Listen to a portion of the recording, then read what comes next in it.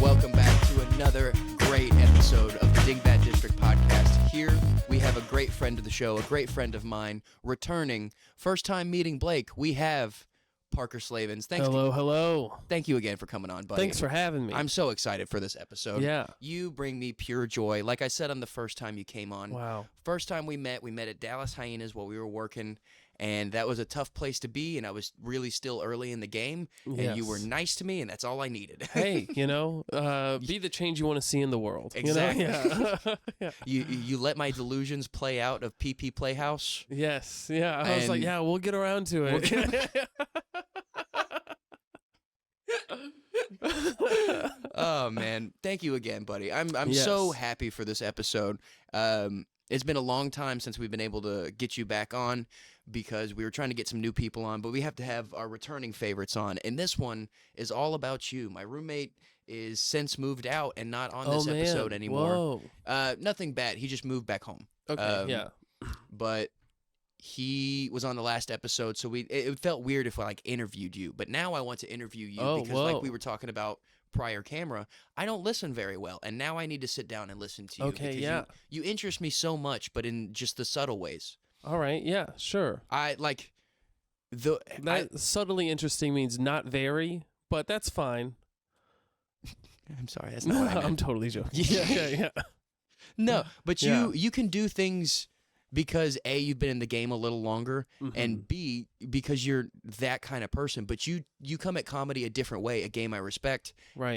And the fact that you just said, be the change you want to see in the world. You are that guy. Your jokes are lighthearted and fun. You do the same thing I kind of sort of try and do when I'm on stage, in that even if I'm belittling an idea or something, I'm like, aren't we all like, isn't that dumb? Yeah, come on, we having a good time? Exactly. Yeah. We don't have to actually say it because you're a good comic. Yeah. But you're making sure that like everyone in the crowd is like with you in there, whether they get the joke or not, or think it's funny even. They're like, all right, we're having a good time. This is a good experience. Yes. You're a good experience kind of guy. Yeah. So I wanted to know, like, who was the first comic that you saw that really like made you like, ooh, this is what I want to try and do? Oh man, that's a great question. My first exposure to comedy did not make me think I wanted to do it, but it was on my friend's iPod. Okay. And it was the Blue Collar Comedy Tour. Really? Do you have a specific person on that tour? I listened to all of them, but honestly, I know Ron White's the guy.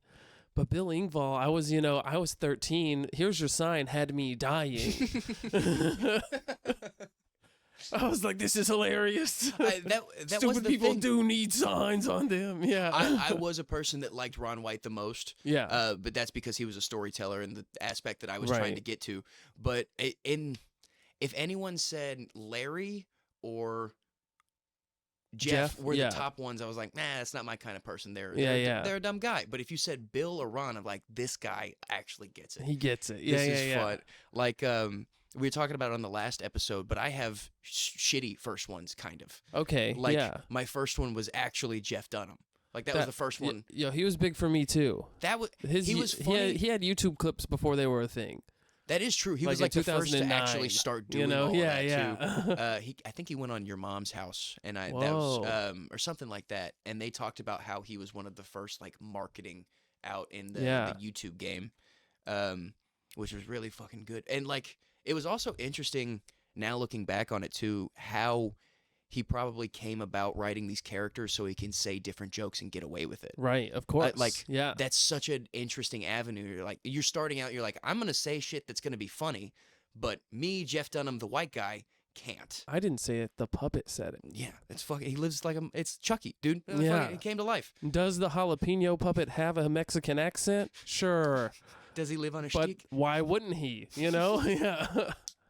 He's a jalapeno. Yeah. Why would he not be Spanish? Yes, I'm not doing the inappropriate accent. That's just how the jalapeno talks. That's how all jalapeno. There's not one French jalapeno. Yeah. No. Oh, hola. No, never mind. I can't do French accents. Je me sais quoi? Do you think that? Yeah, I'm not very good at it either, unless I'm just making random French sounds like. Do you ever hear people make fun of French Canadian comics how all their jokes just end in like funny sounds. No, Every single joke is just like this French. Oh, je bois to me. Like that is funny. You know, that is objectively funny. It's just hey, yeah, there it is. There's something French there. Yeah. Oh man! But to answer your original question, I got the that was my first exposure to comedy. Didn't really pick it back up, you know, for a long time. And then I got the what is it? Comedy Central presents funniest best collection volume 2. Okay. On iTunes. So who was on that one that really set you off? 2 guys. It was Daniel Tosh. Oh, okay. So we've talked about this before, yes. But off camera, obviously. But yeah, Tosh was fucking great, man. I didn't have Comedy Central, so I came into comedy late. Right. Other than like the ones that my dad would show me. Like he showed me Eddie Murphy way too young, probably. That's cool though. But it was sick. Yeah. It was great. But yeah, I didn't find Tosh until I was a lot older. So all the jokes were starting to make sense, which I feel like might have been kind of because if I found him like when I found Dane at like 10, right. I wouldn't have got it, and he would have just been like maybe not my guy because of the personality, maybe. Mm-hmm. But Tosh, fucking his joke writing was awesome. It was great, yeah. So like, is that what attracted it to you, or like? I just because Blue Collar Comedy Tour, they're not really talking about stuff I care about, you know. Okay, yeah, they're not me. I'm not. None of those You're guys are any of me. You know, Yeah. I'm not their target demographic. But when I saw Daniel Tosh and Nick Swartzen, Kyle Cease, Mike Birbiglia was on it. Even Kevin Hart's first. Oh, really? Comedy Central Presents special. Wow. Okay. I think Pablo Francisco and Dave Attell and but also Ron White was also on it. And so, but those first 3, Tosh, Swartzen, and Kyle Cease. Kyle Cease. I don't even know him off the top of my head. He doesn't do stand-up anymore. Really? But yeah. I think he's a motivational speaker now. Huh. That's crazy. I couldn't imagine just like having your stand-up set out there in the world and you're like, I guess I'm just going to be a motivational speaker. Yeah. Like that ever just pops up. You're like, here's me doing stand-up. He had some great jokes. He's like, you ever notice how Sunny D kind of tastes like a fat clown's asshole?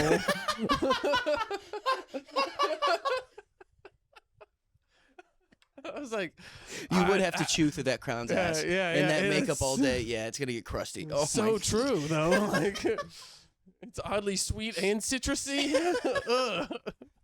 Oh, my God. Why is it chalky? Yeah. He's just spreading talcum powder down there. Yeah. Just Gold Bond. Yeah. Oh, man.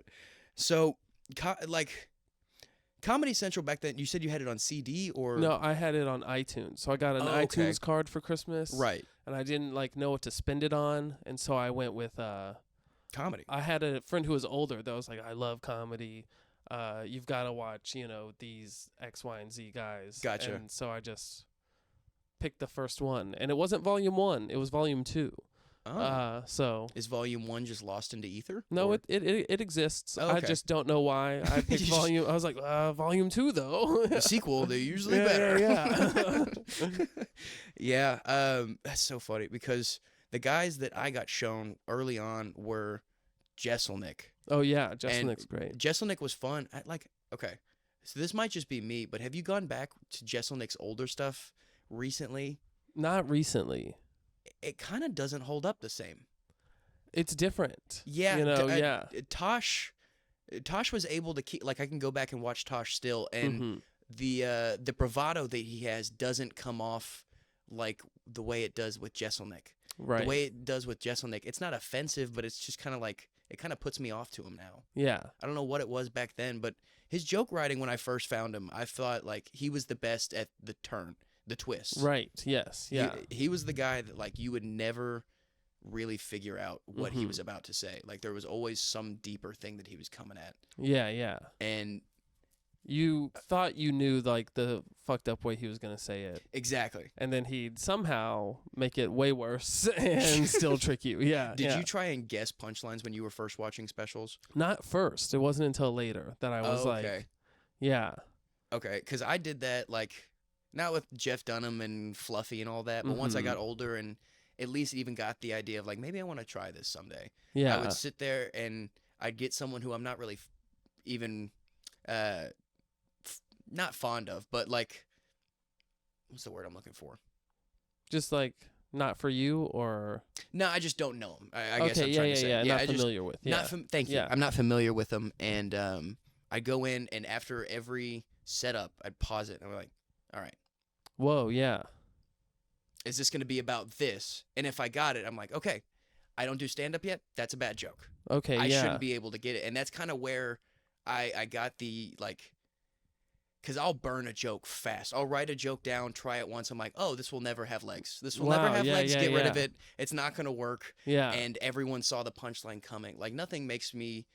I had one once where 3 people in the audience said what I was saying with the punchline.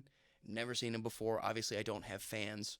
They're not just following me around to open mics. Yeah. I was like, all right. But they guessed it. Yeah. Sometimes you can use that to your advantage, though. It can't be the final punch. No, exactly. Yeah. It was the final punch on it. I'm like, all right. And you can kind of give them credit, but then you tag it with something that they aren't ready for. Yeah. And that was another thing is you get into... Even if you don't like people's jokes, I love watching people to see what they do structurally now. Yeah. I love watching people's way of diversions. Like, I've been recently addicted to Jessica Kirson. Oh, I don't know. She's an older Jewish lady, I think around like late 50s. Okay. And she does a lot of crowd work. Yeah. And god damn, she just makes me fucking cry harder than any comic out there right now. And I love how she'll use... going to someone for 5 minutes as a distraction to come back at this guy. Right. You're like, I just needed to build it somehow, but I got you, fuckface. You're mine now. That's great. Yeah. And it's always been super interesting to me. Like you just try and, what's that phrase? The master of all. It's like, if I can figure out how all these people do it and just learn how to do all of that and just, I gotta be good. J. Cole, I've been studying the greats. I'm the greatest right now. Exactly. Yeah. Thank you. That was Jermaine. Did you ever see that old meme when he finally dropped another album after his like dry spell? Right. And it was a black dude and a do-rag, and he was throwing dice with his friends, and like his girlfriend texted him. He's like, J. Cole just dropped another album, and he goes, Jermaine. And he starts crying and like holding the soft blanket. I'm like, oh yeah. We all miss our Jermaine. The workout for you. Yeah, it's so good. Yeah. Yeah. So I got another random question because I feel like I just want to know the deep delves of your brain. All right. Yeah. What's your biggest irrational fear? Irrational fear? That's hilarious. This has come up before. Okay. Because I hate people that say dying. That's not irrational. Everyone's got super rational. It's very reasonable. Exactly. Yeah. Thank you. And like, I have one that I go back and forth on, like rats. Whoa. Okay. Like, I don't like rats, but also don't keep a dirty home, and then you should be good. Then you're all good. Yeah.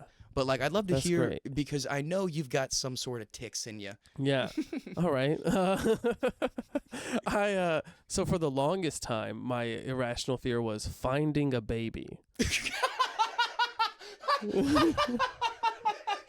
I had recurring like anxiety attacks while closing up.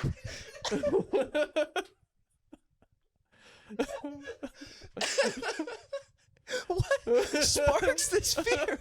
I think it's a fear of not being ready to father a child. Oh my gosh, that was such a good answer. But truly, I would be closing up at this pizza place where I grew up, and I would be like going into the bathroom, and every time I'd just be like, dear Lord, please let there not be a baby in that bathroom. Because if someone like abandoned the baby and then I'm like, oh, well, now I'm saddled up with this baby, I got to raise it as my own. This is my crazy. Toilet baby. Yeah. He was just swirling around in there, and now I just own a kid. And just, what's that fucking movie, 2 Men and a Baby? Yeah, exactly. Yes. Then all of a sudden, and I know that like eventually someone else would come take the baby. I know that intellectually. Hopefully CPS. Someone, but first, I mean, what if I grow a bond with it? You know? So it's not also, 2 Men and a Baby. It's Little Nicky. Or no, Big Daddy. Yes, with Adam Sandler. Yeah, where a baby just shows up. Lady told me to bring him to you. Yeah. Could you imagine? That's terrifying. Someone knocks on this door like, this baby is yours. Do with it what you will.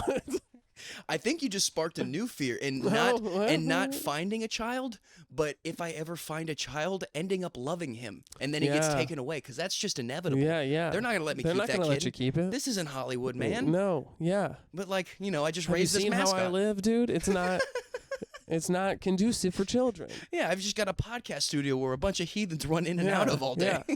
I was thinking that when I walked in, I was like, oh man, every cent he's put into this home has gone into the podcast studio.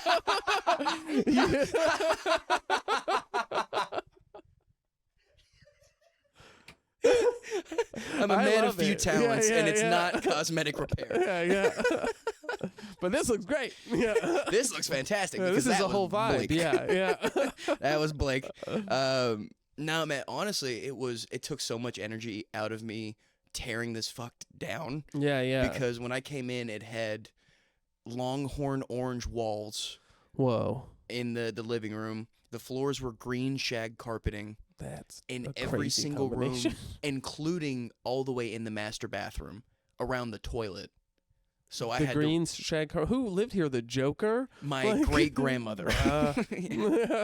Apparently, the story is she just bought the cheapest house in the area because she just was gonna die soon, and that was her thinking. She's like, well, it's gonna happen, so I'll just sit in this chair until it happens, and then it'll happen. Well, like, oh my God. I mean, okay. It could have looked nice when it happened, but Nana didn't care. Nana didn't care. I her remember eyesight probably not that great. I have an old lady in my life, my great aunt. Oh yeah. And when we went to her home, rats everywhere because she can't see or hear. Oh. So they've just been like, we live here now, and she's like, yeah. Have you seen Once Upon a Time in Hollywood yet? Yes. Yeah. It's the scene at Spawn Ranch where all those teenage girls move into the. That was so close to happening, dude. Yeah. If it was the 70s, it would have been too late when we got there. Man, that story is crazy. That Charlie Manson, of all people, is just the one guy that lives with all these hippie in a cult. Yeah. It was such a crazy movie. We're eventually here pretty soon starting a new spin-off from this segment called Movies with Dingbats, where we do movie commentaries, and I hope to do Tarantino, and I hope to have you on. I would love to be on, and if we could watch Saltburn. I'm down. Have you seen it? Not yet, but I've heard great things. I have heard the big thing in the big scene in the bathroom. Oh, yeah. I have heard that happen, but I watch weird shit, man. I like weird shit. Okay, me too. Yeah. Yeah. I've successfully avoided that, like the spoiler. Right. And so I was watching it alone the other night, and I was just like, what the fuck? Have you watched Beau's Afraid? No, not yet. Yeah. Dude, that's a good one. That is a great mind trick. Like, it's a 2 hour and 30-minute movie, something like that. Yes. It's a longer movie. Yeah. It genuinely took me 2 hours and 20 minutes to figure out what was going on. Whoa. Okay. It's a great movie. I also went in a little half-cocked, so I was a little dumb. But that's a great movie. Joaquin Phoenix, great. I almost called him River Phoenix, like his dead brother. Right. Yeah. That's wrong. I used to smoke before every movie, right? Because they're movies, Exactly. It's what makes. What else are you gonna do? Yeah. And then I've been talking to someone who didn't do that and watched movies, and her recall for what happened in movies compared to mine is so much better. She's like, no, this. I was like, huh? Did I even see that movie? I have, Oh, man. I can check my Fandango. I saw it. I was thinking of White Chicks this whole time. As I always am. Yeah. I did that with the newest Jason Statham movie recently. We went and Bees? saw Beekeeper, yeah. Yeah. Awful. It was so dumb. I could have warned you. Yeah, I know. It was. But it was that's why just, you go. Yeah. Yeah, we were in LA. We got dispensary weed. We were like, let's go to an 11:30 movie. Yeah. Whatever movie's playing, Beekeeper. Yeah. All right.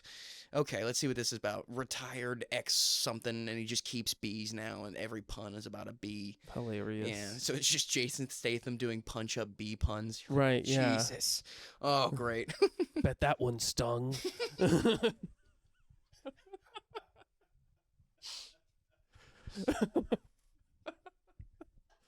My apologies for the timing. Yeah. No, it was great.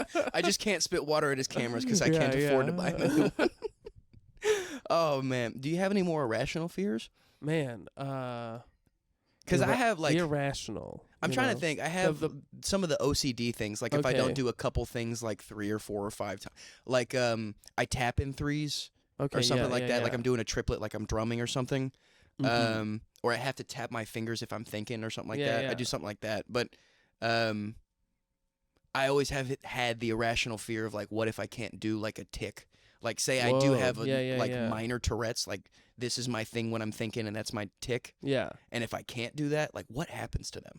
Right. Yeah. Can you never think again? I don't know. Probably not. So we had a kid that went to, I think, a rival high school of ours, I think, and we knew about him. He had Tourette's. Okay. And his Tourette was, he would dab. Like, he had adopted this trait when dabbing became a thing in, like, 2014 or whatever. Yeah. So he just dabbed constantly. We called him Dab and Danny. And I always wondered, like, what happened if Danny couldn't be Dab and Danny? Like, would he just lose his mind? Yeah. Like, that's gotta be crazy. Like, just strapped him to a medical table or something? Yeah, yeah. Like, what? Said, stop. Stop it. Stop being weird. You're going to sit still in church? No.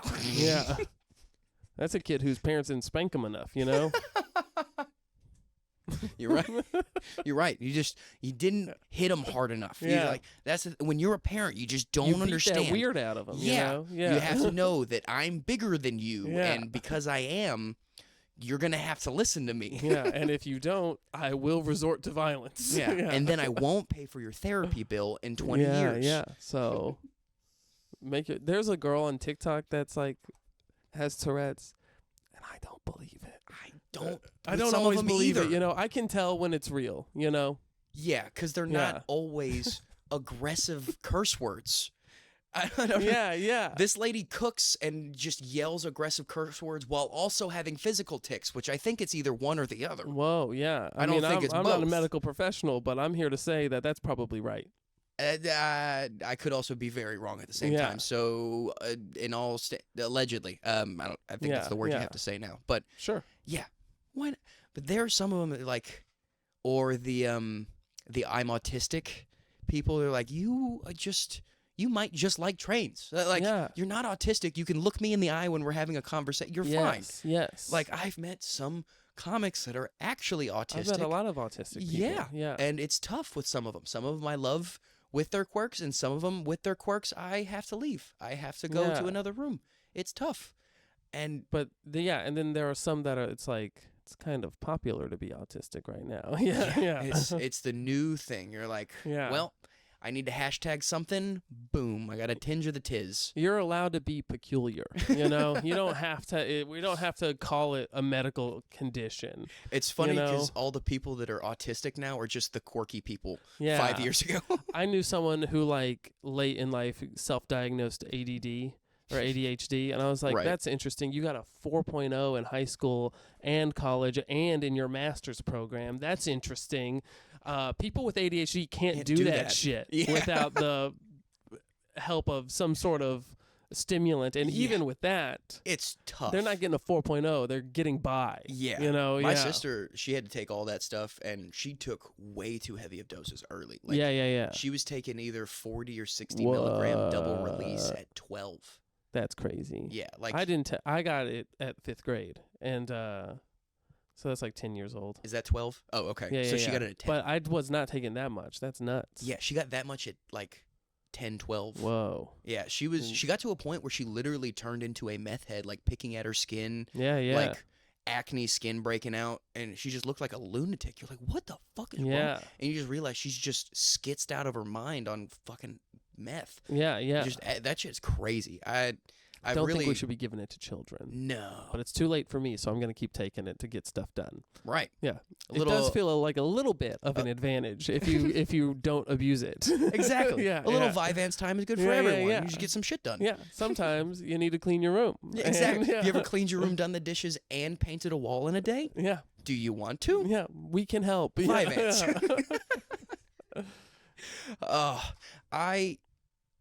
I did. Are you a Tarantino fan at all? Of course, yeah. So you've probably seen Kill Bill, right? Yes. I have wanted to play this game with someone. So we're going to play a game of Fuck, Marry, Kill. Okay. I want to hear, your Fuck, Marry, Kill for Kill Bill 1. Okay. Django. Whoa. And you said you've seen Once Upon a Time. Yes. Let's go Once Upon a Time. I want to hear that Fuck, Marry, Kill first. Man, okay. I would go... I'm marrying Django. You're marrying Django. That's a movie you can rewatch a lot. Yes, yeah. That's a fucking great... Christoph Waltz in that movie is incredible. It's so good, yes, yeah. It's so fun. It's a Western. It's great. It kind of revived Westerns a little bit. It did, yeah. And the spaghetti Western. Exactly. Yeah. Blake and I were talking about this earlier, in that I miss them. I don't need a Good, a Bad, and Ugly anymore. A 3-hour silent movie. No, yeah. But give me Tombstone. Give me. It was so fun to see a Western shot with new or modern technology. Exactly. And it was great. Even though it's still on film, he's doing cool stuff. You know. Have you seen The Harder They Fall? No, not yet. That's a great movie. If you haven't seen it, it's a movie that Jay-Z produced. Yeah, and it's Lakeith all black Stanfield cowboy is in cast. It. It was so incredible, and the soundtrack was amazing. They were mixing songs for it, and they're just funny shit. Eventually they go over to the town over, and it's just called White Town. Hilarious. Oh, it was such a good movie. Half the towns around here, Whitesboro, White Settlement. Yeah. Mm-hmm, yeah. Don't Come Heresville. Yeah. That's hilarious. So then I would. I'm probably. I don't know. I'm probably gonna go. Fuck, Kill Bill, Kill.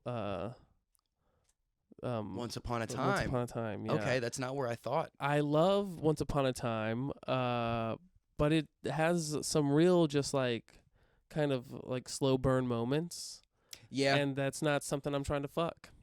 You're right. I just recently watched it back on a plane ride, and there were a couple parts that I was speeding up because I've seen it before, and I know the hot parts. It's like, do you ever go back and watch Monty Python's A Holy Grail another time? You're like, wow. There are some really long, slow bits in between. Yes, the good, "'Tis but a flesh wound" to the rabbit to the knights who say I'm need. waiting for. Yeah, that's why I go to YouTube and watch. Supercut the good moments. Yeah, I've seen that 15-minute clip of all of them just supercutted. Just 100 times. Because I feel like I love that end part of Once Upon a Time, but Kill Bill has some slow moments too, but it's. Got some also just really fun action and Yeah, I said specifically Volume 1 because you can't touch Volume 2. You just really can't because I kind of forgot that Lucy Liu's character was in the second one. Yeah. For a long time, I thought she was in the first one because, for opening scene, her name's already crossed off. I forget Tarantino likes to start a story in the fucking middle every time. Yeah. And I forgot about that until the most recent time watching it.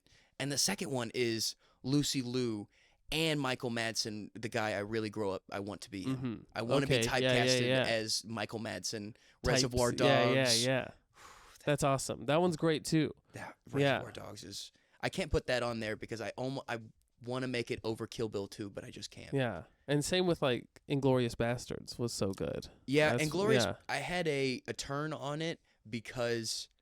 I like watching movies I've seen a bunch instead of TV shows I've seen a bunch. Right, yeah. And putting that on the background, and that one's a third in French and a third in German. Right, what are we doing? Yeah, I can tell you what's happening in the scene when they're speaking German even, but I don't know what they're saying if I'm not looking at the subtitles. For sure, yeah.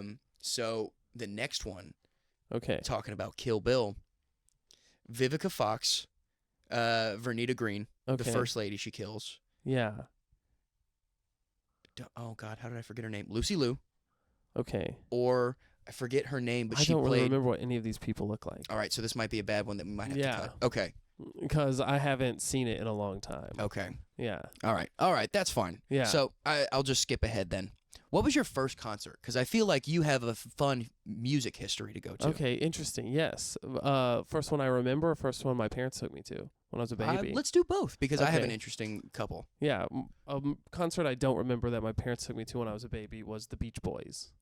Oh, that's kind of cool. Yeah. Like, full on, my dad bought tickets and was like, he's coming because they're here, and he's a big fan. Yeah. That's so funny. That's a good concert to go to. What was the first one you remember?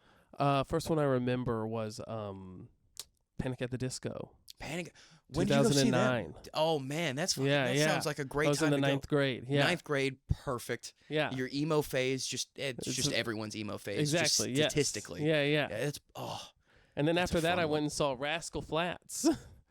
Really? And guess who opened for him? Who? Taylor Swift. Really? Yes. Wow, you've got a star-studded cast so far. Right? Yeah. That's incredible. So. The first one that I got dragged to, I remember both of them because I was a little late, but the first one was Kiss and Def Leppard. Oh, that's great. Yeah. I was, and you really do. Show, I'm sure. Exactly. Yeah. You find out that everyone's right in that their songs and their talent, just all right. Yeah. But man, even at 62 years old, are they putting on a show? Yeah. Gene Simmons with the tongue. They had a platform stage that. Oh, cool. Yeah. Paul Simon? No.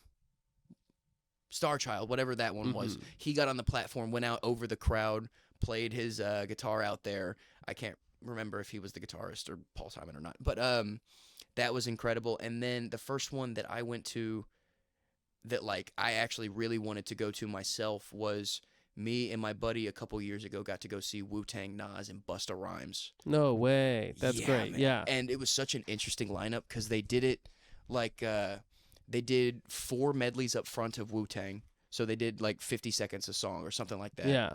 And then they did 4 of Nas and then like 6 of Busta Rhymes.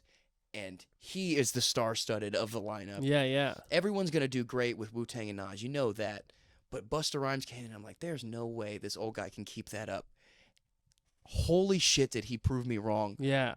He had every single person standing up and just fucking screaming and chanting, Busta, Busta, because everyone was like, he couldn't do that again. That's incredible. But that was a really fucking fun one to go to. And like, I haven't seen enough hip hop live. Hip hop live is different because you're not going to get a full song and have to like wade through the parts of it that you don't love. Exactly. And they at rap and hip hop concerts, they play all of the songs. They're not going to give you the new shit off the album that just came out. They're going to play the hits. Yeah, or like, this is the first time we've played this one before. I went to a G-Eazy listening party. What was that like? You had to like retweet something and then like, send them a message with your email and then they'd send you a ticket. The first 100 people to do it gets in. Where was it at? Trees in Dallas. Oh, yeah. Yeah. And, a tiny little venue, and he was 2.5 hours late. And I got shit-faced and left early. It was the first time I'd ever been cut off. 50? Really? Yeah. Oh, and we got 10 minutes. Okay. I do want you to open this on air. Yeah. Let's do that. So, Parker, because he's a sweet, sweet man that I love so dearly, he bought me a present. That's Brought right. me a present. I actually got this months ago and thought, I'll save this for the next time I go on Dingbat District. Well, thank you, buddy. I'm very excited. I've never gotten a gift on the show. This is very fun. I think, I say that. I feel like Blake gave me a gift once. I did give you a gift. I know. I'm sorry. Yeah. As soon as I said that. For Christmas. I gave him a Bukowski book. Oh, that's cool. Yeah, I have been reading it. It's very good. Yeah. I'm starting to get back into reading. It's Post Office is very good if you haven't read that book. Yeah. I haven't read it. It's a good book. He's the type of writer that I enjoy that writes how people actually speak. Oh, nice. Like it's very normal. He's not trying too hard. Wasn't he like a famous drunk as well? Yeah. So the whole book is about him working this temp job at the post office while being just a hammered drunk. Nice. With his wife that he doesn't love, or girlfriend that he doesn't love, shacking up with her every night. Ooh. Oh, buddy. Oh, God, that could have been bad. Buddy. be very good. I feel like. So it's a decanter with a skull. With That's a fucking skull. dope. Oh my god, that's cool as shit. Thank you so much, buddy. This is awesome. Of course. I had the same reaction. Like, what the fuck is this? And I got it from one of those like monthly mailer boxes, right? And I just thought, this is so tacky.